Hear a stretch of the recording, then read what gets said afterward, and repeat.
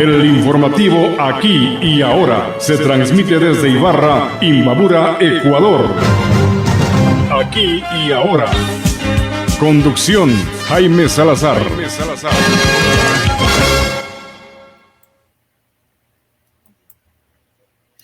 ¿Qué tal, amigos y amigas? Buenos días. Estamos en el día martes 30 de septiembre del 2025, último día del noveno mes del año que decurre. Vamos a iniciar ya el último trimestre de este año, octubre, noviembre y diciembre, y concluimos el 2025. Realmente una situación difícil la que vive el país. Vamos a analizar esta situación más adelante con nuestro invitado a las 8, Gustavo Andrade, el abogado Gustavo Andrade. A las 8:30 estaremos con el arquitecto Ramiro Páez, ex concejal de Ibarra, también para analizar cómo ven ellos esta situación crítica que vive el país, la provincia de Imbabura, epicentro de las protestas, de las manifestaciones de los últimos ya 9 días en que ha iniciado esta paralización de actividades organizada por la CONAIE y otros sectores sociales y también políticos. 7:52 en expectativa, la clave de la información. Vamos hasta mientras a revisar titulares de la prensa a nivel nacional. 7:53, vamos a ver qué trae en esta mañana primicias de la capital ecuatoriana, periódico digital.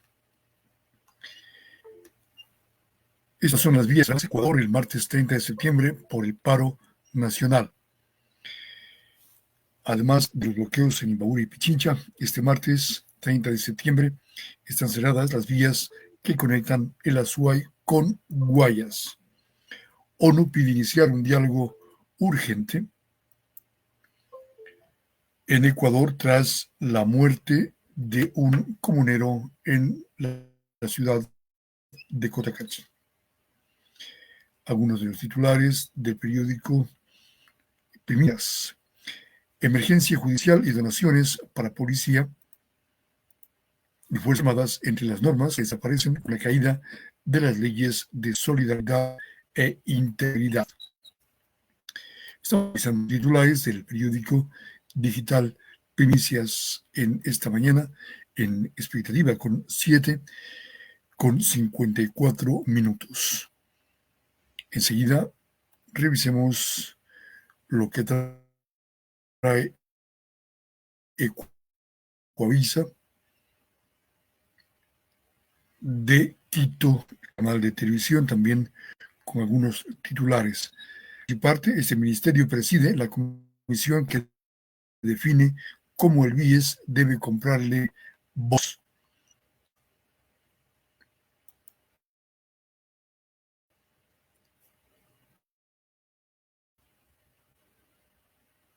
Liga Pro, en estado crítico, los escándalos de apuestas, mal arbitraje, violencia en estadios, formato aburrido y clubes endeudados.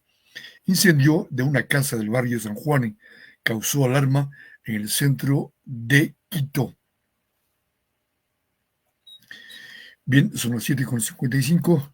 Enseguida vamos a revisar lo que recoge Ecuavisa. Un intento de robo provocó que un bus se choque contra el cerramiento de un mercado de Guayaquil.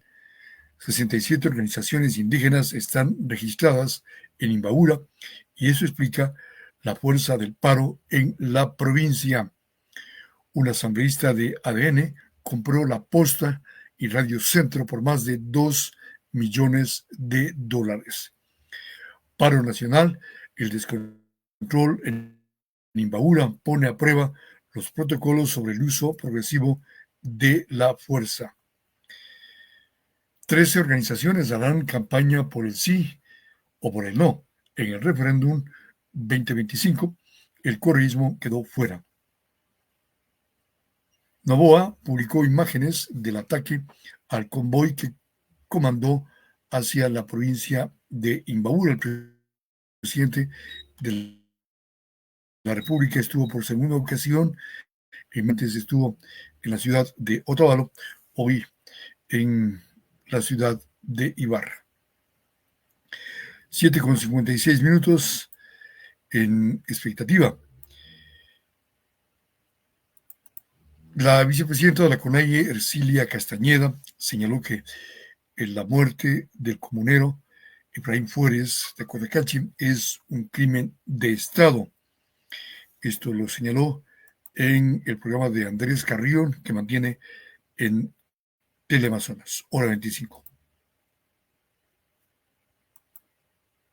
Entonces, eso quiere decir que las familias indígenas, no hay heridos, cuando sabemos, y es de conocimiento público, ha sido asesinado.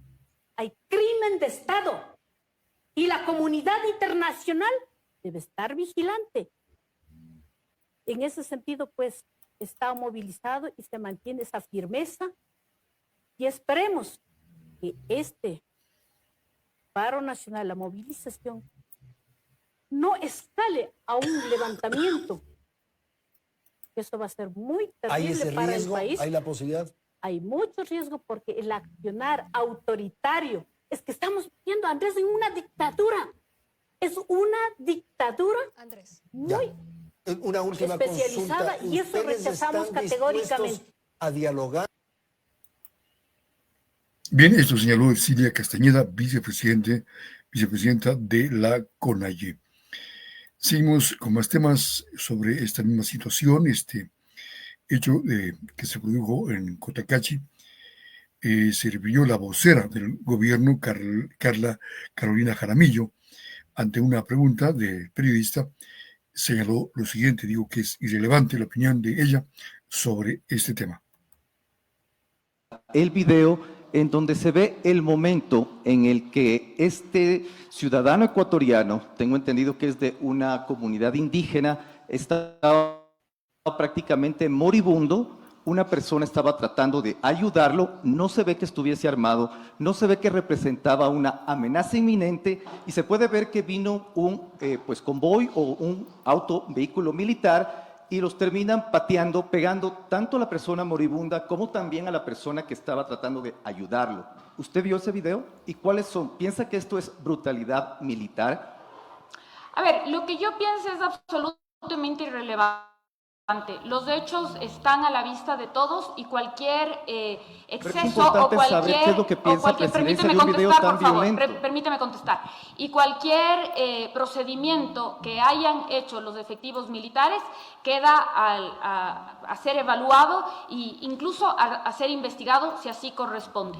Tú pudiste ver el video que acabamos de proyectar de la violencia y la vejación de los que han sido objeto los militares. Supongo que lo viste. Entonces, esto también creo que tiene que ser analizado y tiene que ser sujeto de la opinión pública. Es absolutamente irrelevante la opinión que podamos tener sobre algunos hechos, porque finalmente esto tiene que definir los órganos competentes. No le corresponde a la vocera de gobierno definir lo que es o lo que no es. Le corresponde a un órgano competente investigar y definir si estos actos son o no son de acuerdo a los protocolos dentro de los cuales tiene que actuar la fuerza pública.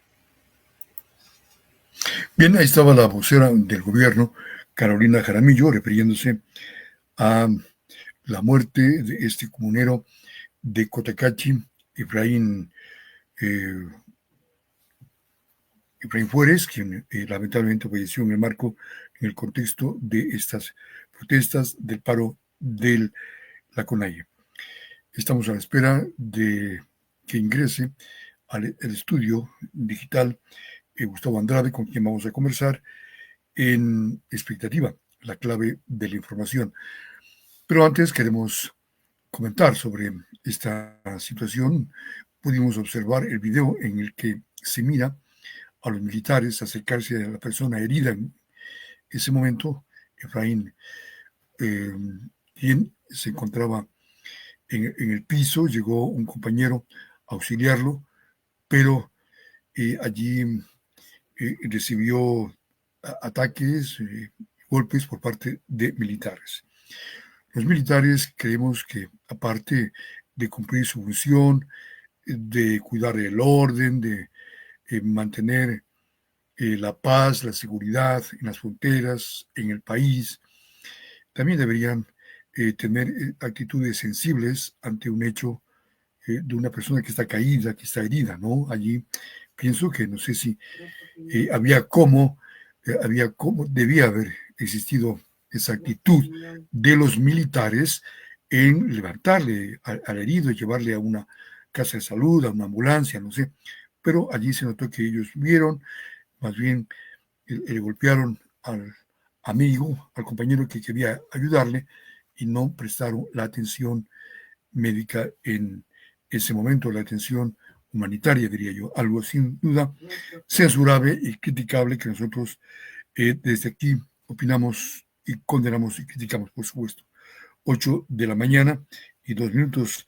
Estamos a la espera de que se conecte el doctor Gustavo Andrade a que se conecte con nosotros para realizar esta entrevista. Ya lo estaba haciendo, faltaba solamente poner el micrófono y la cámara y ya estábamos listos para la entrevista. Hasta mientras, escuchamos lo que dijo el presidente de la CONAIE, Marlon Vargas.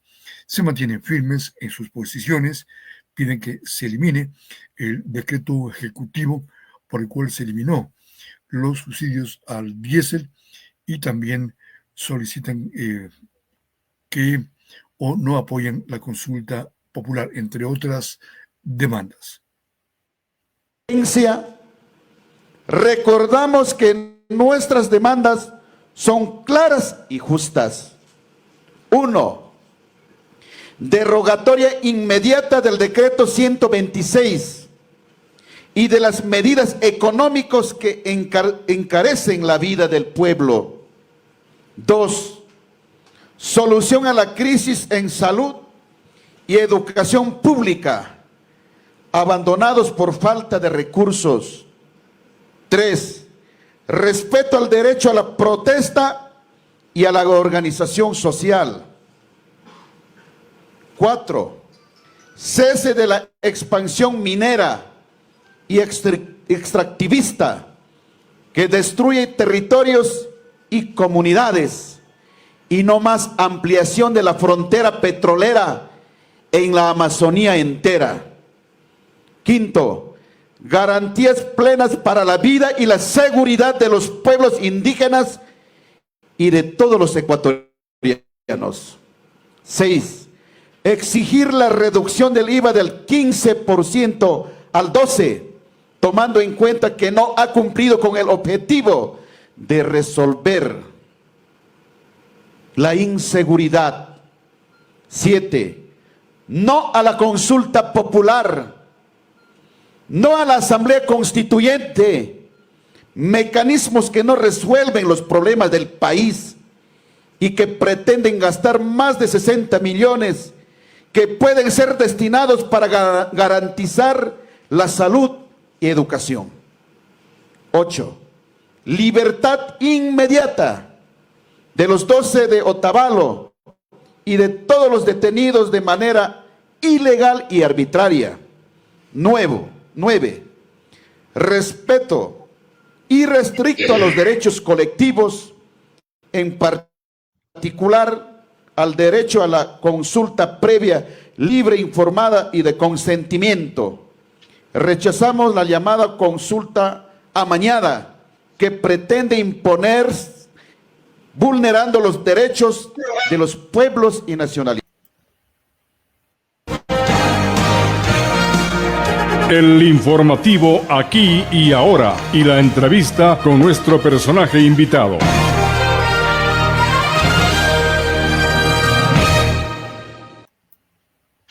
Bien, estamos ya con nuestro personaje invitado en esta mañana. Saludamos cordialmente al abogado Gustavo Andrade Muñoz, quien ha aceptado esta invitación para conversar sobre la situación crítica que vive el país. Estamos ya en el 9º día de paro de la CONAIE y de otras organizaciones sociales.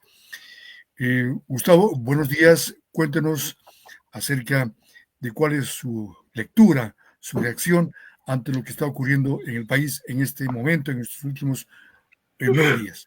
Bienvenido.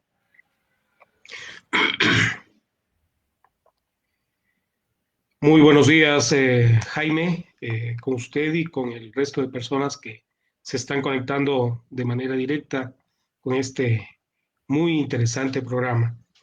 Debo decirle de que resulta lamentable, penoso, de que existan fallecidos y heridos o secuestrados al momento.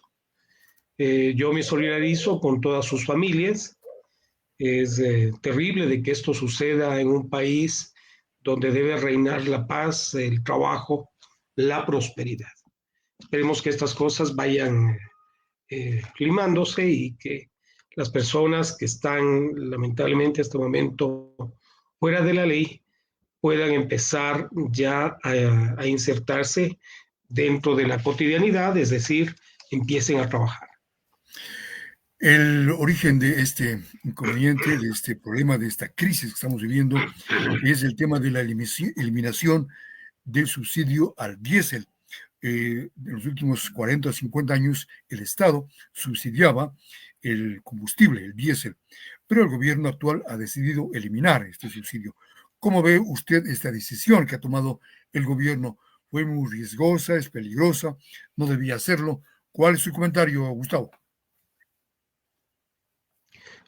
Bueno, todos coincidimos de que este problema que lo venimos arrastrando desde hace 50 años ha sido enormemente perjudicial para todo el país, porque todo ese dinero debió haber sido utilizado en educación, en salud, en carreteras, en bienestar.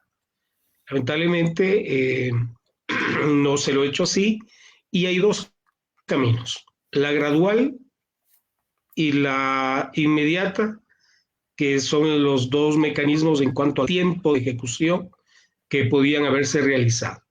El gobierno nacional ha optado de manera inmediata el hacerlo, sin embargo, debo reconocer que ha llegado a acuerdos puntuales en cuanto al subsidio focalizado con el servicio porque el 30% de quienes utilizan a nivel nacional el consumo de diésel, con otros sectores que obviamente también utilizan el subsidio, como de alimentos, de agricultura, y de esta manera entregando el subsidio efectivamente a quien lo necesita. Hay que hacer un ajuste de manera inmediata. Y al igual que hubiésemos, yo quisiera compararlo, al igual que cuando existe, por ejemplo, un evento de la naturaleza y que efectivamente no viene a existir un desabastecimiento de productos, obviamente hay una subida de precios. En este caso debemos dar gracias de que tenemos o vivimos en un sistema dolarizado, por lo tanto la inflación no se va a ver reflejada en índices tan altos. Y quizás en un par de meses ya los precios se vayan ajustando definitivamente. Claro, pero hasta mientras tenemos esta crisis. Parece que hay un poquito de problema en la conexión, no sé si se me escuchó.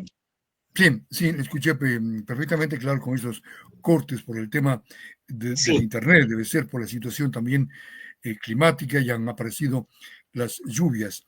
Sin embargo, ¿quién debería dar el primer paso? ¿El gobierno, llamando al diálogo, o los sectores que están en protesta, sin cerrar las vías, para ir a un acercamiento, como ocurrió en el gobierno de Guillermo Lasso, cuando se sentaron a la mesa de negociaciones las dos partes en conflicto al gobierno y los manifestantes. Podría ser que el gobierno invite a un diálogo directo, porque no podemos vivir en esta situación crítica que en la economía está afectando a muchos sectores, al turismo, al comercio, en fin. ¿Quién debería dar el primer paso, Gustavo?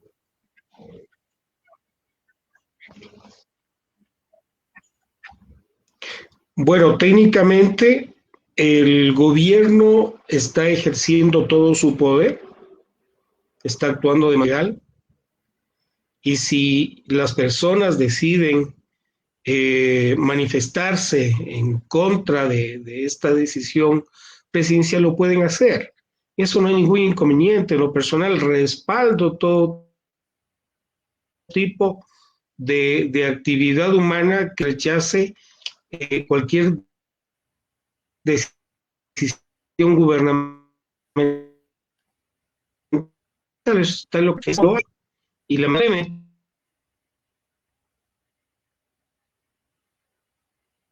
que se van sumando a este razonable de la manera más civilizada. Esperemos que los índices de violencia vayan reduciéndose. Pensaría yo que es una falta de conocimiento de cuál es el mecanismo de subsidios y de las decisiones gubernamentales que se han tomado frente a la subida del diésel. Esperemos de que exista toda la buena voluntad por parte de la población, principalmente de nuestra provincia, que se está viendo afectado con varios, ya miles de millones de dólares en pérdidas. Un llamado muy cordial a las autoridades de los grupos como son la CONAI,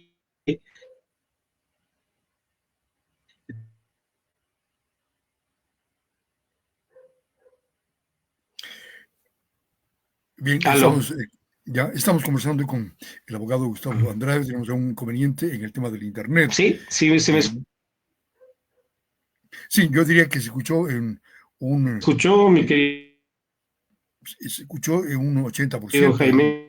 Hay cortes en el tema del Internet. El gobierno ha dicho que se trata de actos terroristas, lo ocurrido en la ciudad de Otavalo, cuando se incendiaron algunos vehículos, un comando policial. Esta es una protesta de la comunidad, de los sectores afectados, de las organizaciones campesinas. No es un tema de actos terroristas. Gustavo Andrade.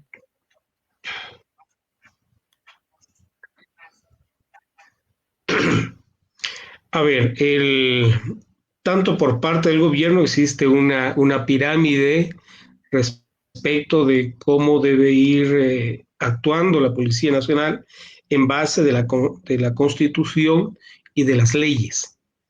Pero el momento que existen ya acciones, como por ejemplo una emboscada, el intento de incendiar parte de la caravana presidencial, como creo que es lo que más ha complicado, ciertamente ya estamos hablando de acciones de terrorismo. El señor presidente estuvo acompañado de observadores internacionales quienes probablemente den fe de todo aquello que está sucediendo. Vuelvo y repito, no es un delito el no estar de acuerdo. El delito consiste en cómo se manifiesta ese desacuerdo.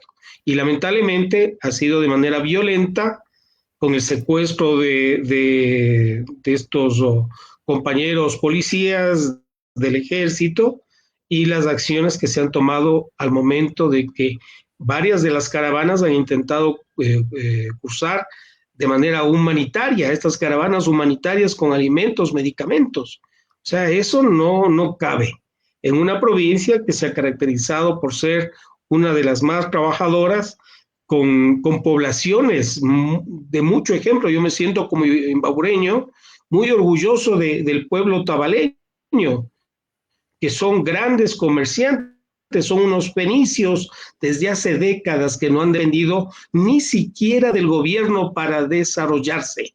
Igualmente, poblaciones como La Esperanza, hablemos desde la época del presidente Galo Plaza Lazo. Entonces, me admira y me llama la atención que estos grupos que no son vulnerables en su mayoría estén unidos en esta clase de manifestaciones. Todo se arregla conversando, Jaime, pero no puede ser desde los excesos, Quizás por parte del gobierno podría tomarse una decisión que sea gradual. Sin embargo, créame, hasta ahora ya vamos justamente ahorrando varios miles de millones de dólares. Si no me equivoco, están cerca de los 2.000 millones de dólares en estos pocos días. Entonces significa de que efectivamente el consumo que se está determinando en determinadas provincias, se me ocurre, por ejemplo, en Imbabura se ha reducido un 25% el consumo de diésel, que probablemente estaba siendo utilizada o con seguridad para el contrabando o para el uso, lamentablemente, de la producción de droga. Se necesitan 70 galones de diésel para fabricar un paquete de cocaína, por ejemplo, que son propulsores químicos para la producción de este tipo de drogas. Galápagos, un 25%. O sea, existe un tráfico de combustible en provincias que, por ejemplo, no debería existir, como es Galápagos, ¿no? Otro es Chimborazo con el 21%, Manabí con el 20%, El Oro con el 22.6%. Entonces, todo esto estaba dirigido en nuestra provincia, pensaría yo, en base a la experiencia que tengo, es dirigida directamente a la minería ilegal y al contrabando. Y eso no podemos subsidiar como población, porque no solamente me afecta a mí, a usted, al resto, a todos los indígenas, a todos los otros, es a toda la población que cumple con el pago de sus impuestos. Ese es el delito, específicamente. Y sería grave que estos delitos estén relacionados con la dirigencia indígena. Ahora, Gustavo, si bien es cierto, hay motivos para haber tomado esa decisión, pero claro, no lo pudieron hacer el gobierno de Moreno, el gobierno de Lazo y tampoco el gobierno de Correa. Me refiero a la eliminación del subsidio a los combustibles. ¿Era necesario que el gobierno se gane este conflicto? ¿Era necesario que se inicie este caos? ¿Era urgente o si había cómo obtener esos mismos recursos sin necesidad de ir a una eliminación de combustibles en forma drástica? Tal vez debía haber sido gradual, como usted señala, Gustavo. ¿Era necesario esta medida?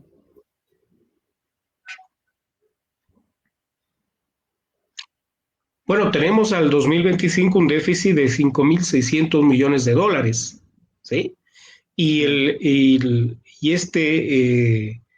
esta decisión que no ha sido tomada desde hace 50 años aproximadamente, ciertamente nos ha ocasionado muchísimos miles de millones de dólares. Entonces, es una medida de carácter político-económico que debió haberse tomado hace mucho tiempo, ¿sí? El presidente Noboa ha decidido hacerlo en este periodo. Yo creo que no siempre un político escoge el mejor momento, pero alguien tiene que hacerlo. Tenemos un déficit de 5.600 millones de dólares. ¿Con qué vamos a llenar ese hueco fiscal? Es imposible. Ni siquiera que nos pusiéramos a producir al máximo nuestras reservas petroleras para la exportación, tampoco lo podemos hacer.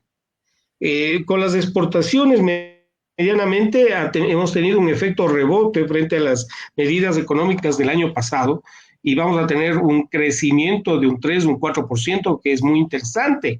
Sin embargo, de ello tenemos un déficit, y eso tenemos que de manera responsable afrontarlo todos los ecuatorianos. Tomemos en consideración que también han llegado los fallos de los centros de mediación internacional respecto de aquellos contratos que el presidente Correa lamentablemente los cerró.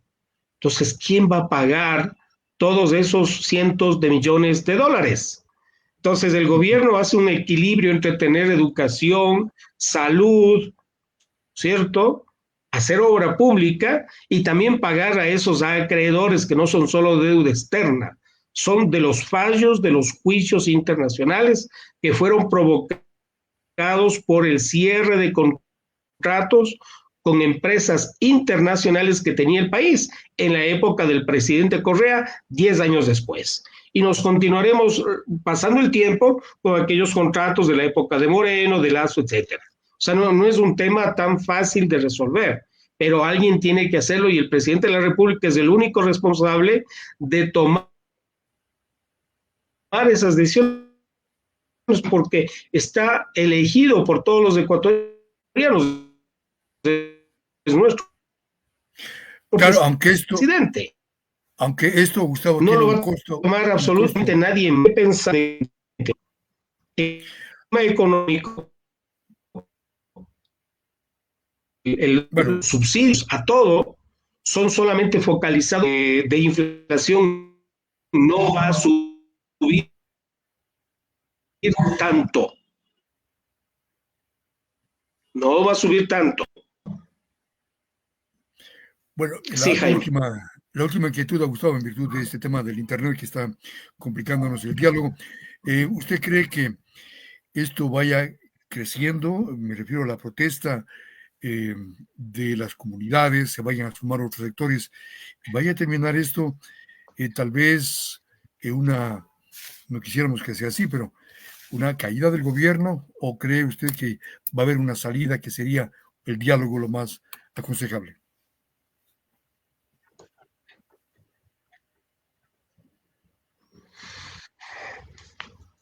En base de mi experiencia, pienso que existen ya grupos que se han ingresado a estas manifestaciones que no son precisamente tan santos. ¿A quién le está afectando directamente la falta de subsidio? Tomando en consideración de que apenas técnicamente el subsidio llega al 3% de la población más necesitada, el resto se va a personas de clase media alta y clase alta y al sector semi-industrial. Eso es lo grave. Entonces, pensaría de que efectivamente a través del diálogo podemos llegar a consensuar. Quizás la única decisión debería ser aquella del gradualismo. Sin embargo, creo que la población indígena debería, y la población en general, no solamente son nuestros hermanos otavaleños o de la Esperanza, deberían ser mucho más capacitados o informados respecto del efecto de las medidas de la reducción del subsidio al diésel. Esperemos de que esto sea así. Dudo mucho que el gobierno se caiga. Tiene más del 50-60% de apoyo de la población ecuatoriana. Entonces, ciertamente dudo mucho de que eso suceda. Quienes están a favor probablemente empecemos ya a salir también a las calles, porque también es nuestro derecho respaldar al gobierno nacional. No de manera violenta, pero yo le veo muy lejos de que eso llegue a suceder. El presidente ha sido muy ejecutivo en este caso, ha estado en la provincia en 2 días, ha entregado varios créditos a poblaciones campesinas, ha entregado los tractores, créditos, emprendimientos. Entonces, y en acuerdo con que ya existe una compensación de manera directa con los operadores del transporte de carga pesada y de transporte de personas, que es quizás lo que más nos preocupa a todos. Sin embargo, hay que pensar que el incremento, por ejemplo, en carga pesada es ínfimo frente, si dividimos $2 por cada galón, frente a 2-3 toneladas, ni siquiera llega a centavos. Pero aquí hay que hacer simplemente también un recorderis al presidente de la República, al ministro de Transporte Luque, a la vicepresidenta Pinto, de que existe un proyecto de construcción de un tren. El tren puede llevar 40 veces más en tonelaje que el mismo transporte de los camiones. Con esto nos ahorraríamos $1 millón diarios. Estamos hablando de 365 millones de dólares al año, sin contaminación, con un tren eléctrico. Entonces, esas también son soluciones. Me encantaría que los grupos de la CONAIE que están apoyando el consumo del diésel, que es altamente contaminante a nivel mundial y que se supone están protegiendo a la naturaleza, en vez de eso deberían estar protestando porque el gobierno no tiene electrolineras a nivel nacional. Somos un país solar, con energía fotovoltaica. Imbabura tiene un 30% más de energía voltaica que el resto del país. Podríamos inclusive hasta vender a otras provincias. Ujú. Las leyes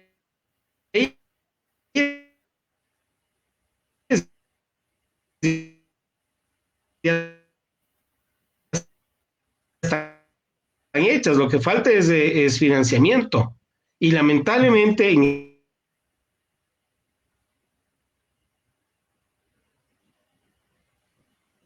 Bueno, tuvimos lamentablemente este corte, esta interrupción, ya lo ha dicho casi todo. Al final se complicó el tema del Internet. Gustavo Andrade en Expectativa.